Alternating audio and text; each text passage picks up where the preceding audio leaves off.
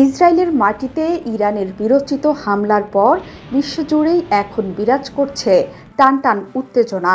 সবাই নড়ে চড়ে বসেছে। ইরানের বজ্রকঠিন দৃঢ়তায় ভয় পেয়ে গেছে ইসরায়েলের প্রধান দোসরসহ পশ্চিমা মিত্ররা। সবাই মিলে ইসরায়েলের কট্টরপন্থী প্রধানমন্ত্রী বেনিয়ামিন নেতানিয়াহুকে শান্ত থাকার আহ্বান জানাচ্ছেন। প্রতিশোধ নিতে ইরানে হামলা না চালানোর কথা বলছে আমেরিকা ও তার তাবেদার দেশগুলো। শনিবার রাতে ইসরায়েলি ভূখণ্ড লক্ষ্য করে ইরানের নজিরবিহীন ড্রোন ও মিসাইল হামলার পর উভয় পক্ষেই চলছে নানা হিসেব নিকেশ। ইসরায়েলের দাবি, ইরানের ছোড়া ৩০০ ড্রোন ও মিসাইলের প্রায় সবগুলোকেই আকাশেই নিশ্চিহ্ন করা হয়েছে। অন্যদিকে ইরানের দাবি, হামলায় তাদের সবগুলো লক্ষ্যই পূরণ হয়েছে। এর মধ্যে সবচেয়ে বড় হলো ইসরায়েলের প্রতিরক্ষা ব্যবস্থা সম্পর্কে ধারণা পেয়ে ফেলা। ইরানের তুলনায় ইসরায়েল একটি ছোট্ট ভূখণ্ড হলেও আমেরিকা ও পশ্চিমাদের উদার সহায়তায় বিশ্বের শীর্ষ ২০ সমরশক্তির একটি দেশ। অন্যদিকে ইরানও কম যায় না। সমরশক্তিতে এই তালিকায় ইসরায়েলের চেয়ে ৩ ধাপ এগিয়েই রয়েছে খামেনির দেশ।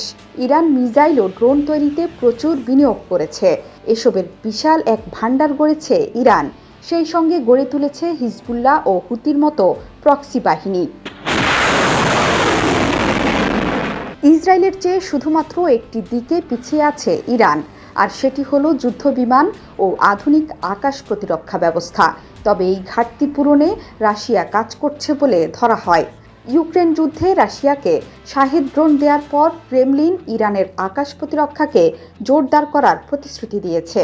অন্যদিকে ইসরায়েলকে বিশ্বের অন্যতম সেরা বিমান বাহিনীতে পরিণত করে দিয়েছে আমেরিকা।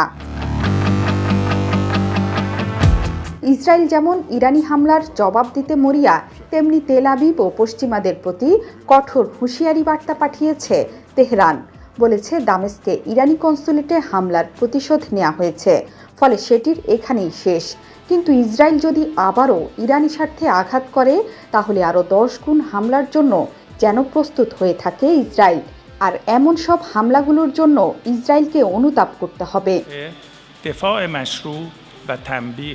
ইসরায়েলের সব কুকর্মের সঙ্গী ও সমর্থক আমেরিকাকেও আলাদা করে বার্তা পাঠিয়েছে ইরান।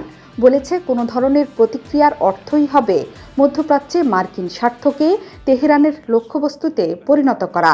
এমন কথা শুনে বাইডেনের ঘাম ছুটে গেছে। নেতানিয়াহুকে সোজা জানিয়ে দিয়েছে, যা খুশি করো, কিন্তু ইরানের কিছু করলে আমরা নেই। ইরান সংশ্লিষ্ট কোনো আক্রমণে পাশে পাওয়া যাবে না আমেরিকাকে। এতদিন চুপচাপ ছিল রাশিয়া, বসে বসে মজা দেখছিলেন ক্রেমলিনের নায়ক ভ্লাদিমির পুতিন। ইরানের হামলা দেখে তিনিও বিস্মিত, তাই আর বসে থাকলেন না। ভূমধ্যসাগরে পাঠিয়ে দিয়েছেন বিশাল যুদ্ধবহর। গোটা বিশ্বকে অকপটে বলে দিয়েছেন, ইরানে পাল্টা হামলার চেষ্টা হলে বসে থাকবে না রাশিয়া। অর্থাৎ সব মিলে জমে গেছে খেলা। এখন শুধু বাকি চীনের প্রতিক্রিয়া।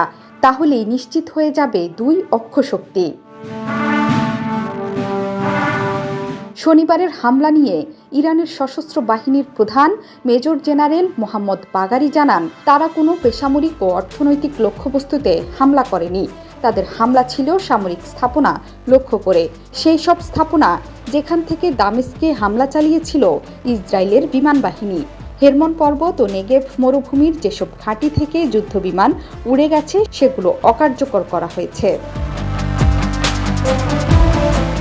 জেনারেল বাগারি জানান, ইসরায়েল কোনো ধরনের প্রতিক্রিয়া দেখালেই চরম পরিণতি ভোগ করতে হবে।